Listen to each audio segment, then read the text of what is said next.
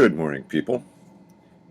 A little quick note this morning. I've been contemplating how to continue the conversation on respecting the creative because I find this issue to be unusually thorny and a major component of the dissatisfaction that plagues modern life.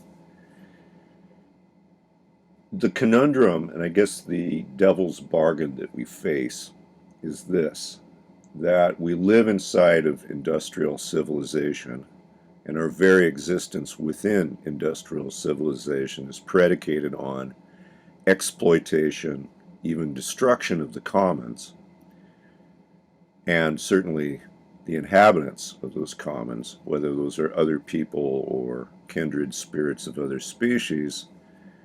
We don't live in harmony with those other beings.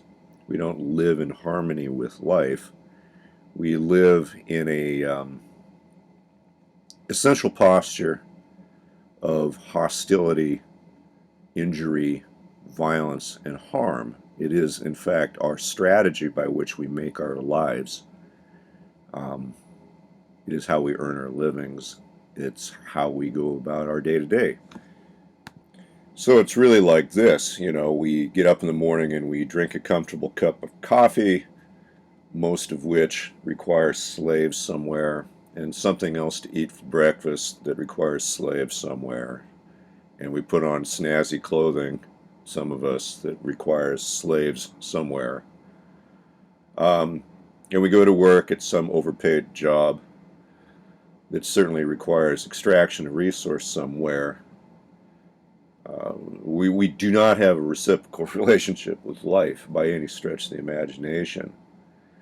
And it doesn't take much, as you might make your commute to whatever it is that you do for a living, to see endless examples of other people. Here in Richmond, there's a strong tendency to buy these small farms, mostly blueberry or Christmas tree farms, in the agricultural land reserve. It must be very, very lucrative to grow blueberries because they've had to actually cap the kinds of houses that you can build there at 14,000 square feet with a extended guest and servant quarters of 6,000 square feet. Yes, that is a 20,000 square foot residence. They're supposedly, ostensibly being funded by growing blueberries on like 6 acres. You can't help but be confronted, in fact, by the reality of exploitation, harm, and injury to other. And of course, that's all just as ugly and trashy as hell.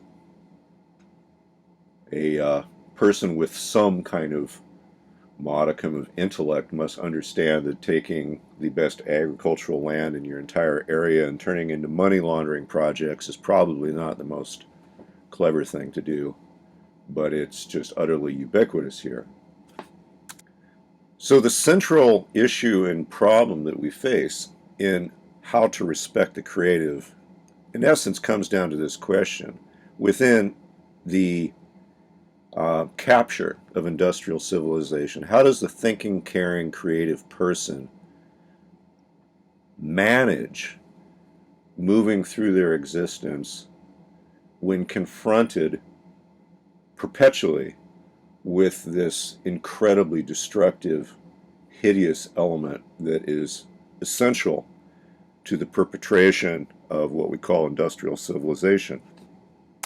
And there are a number of ways to constructively do it, but it would be more important to discuss the manner by which most people go about doing it, which is a destructive way of doing it, and that is to simply ignore it.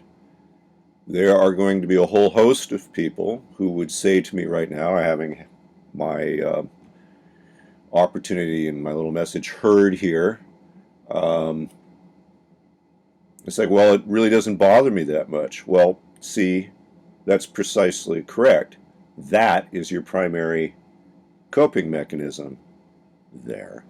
It is to, in fact, deny the relationship between your actions and the consequences of your actions. And of course, I've had this conversation with individuals who will make that case, and they will often present themselves in some kind of huff and say, well, it's not like I'm doing anything wrong. There's no law against that. I've got the right to do that.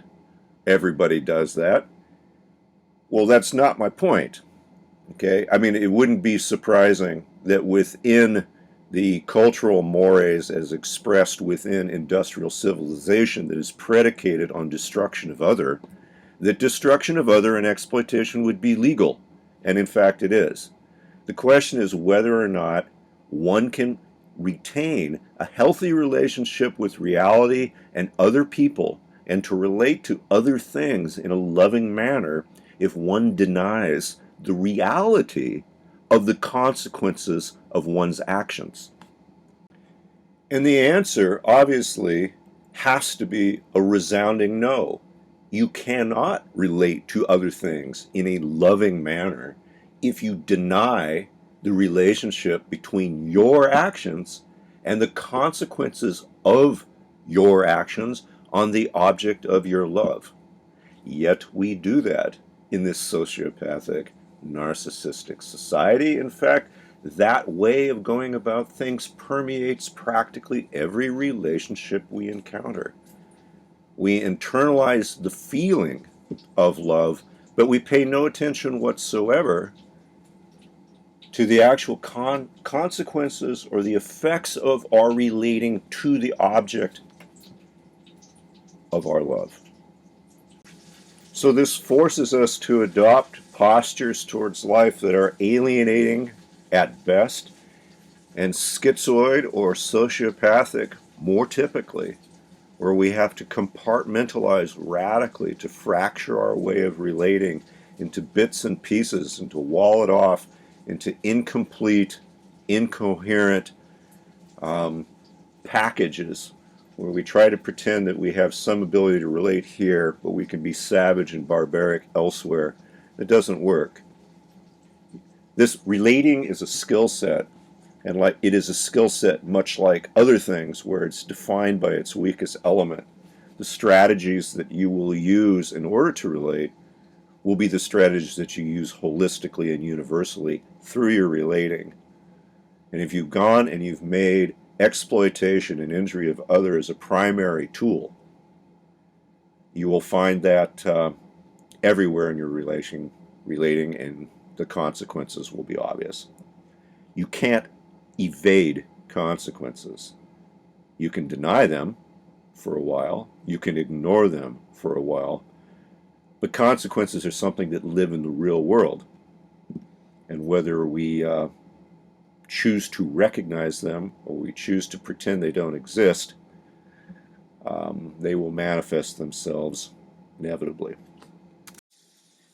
And in fact, if there is a defining aspect of this moment, it is the emergence of consequences that have either been denied or that we've been affluent enough to insulate ourselves from for a while, papered over one way or the other, these consequences. No, these consequences have grown to be of such scale now that they will manifest themselves, certainly are already manifesting themselves at the gates of civilization, but it will not take long until their presence is known um, quite high up the hierarchical ladder of authority.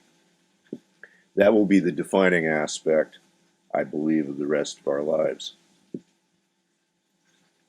It's good to practice having a solid relationship with consequences now and develop those skills now. While you can still pretend to do that's a virtue rather than a coping mechanism, having a solid relationship with consequences is one of the primary attributes and characteristics of real, honest, loving behavior. If you want to live in a manner where you have the capacity, at least to some degree, to authentically describe your behavior as loving, then you have to embrace the idea that your action does have consequence and effect and impact on other things, You have to actually understand that other things really exist. Our posture towards that has been one of denial and privilege and infantile narcissism. I don't think we as a culture will get away with that much longer.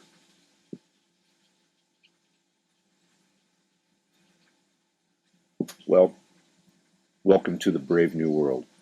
Cheers, people.